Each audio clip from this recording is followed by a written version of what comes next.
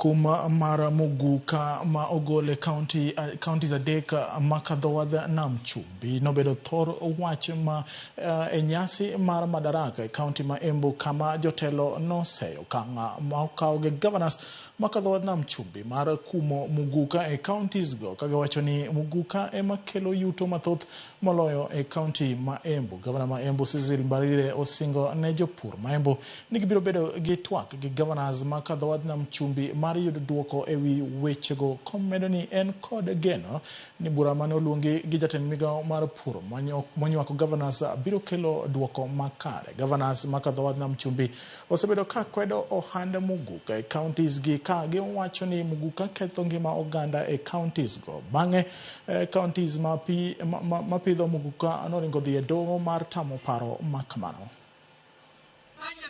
Katika act crop hiyo yote ni vitu vinahusikana na mmea.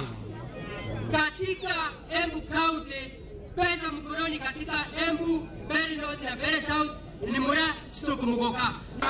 Wewe gavana wa Mombasa, tunakuambia kwamba tell the drug barons of Mombasa their bet ilichomeka. You will not be the deputy leader of majority in the National Assembly. Kama kazi yako ni kutaka kupiga watu ya Embu, watu ya Tharaka, watu ya Meru. Muguka is our cash crop and nobody can do that. I'm alive to the fact that muguka plays a critical role and contributes greatly to the economy of Embu County and more so to that of Lower Embu. Our economy has been under attack in the last few days following the ban of the entry, transportation, distribution, sale and use of muguka and its product in Mombasa, Kilifi and Taita Taveta counties.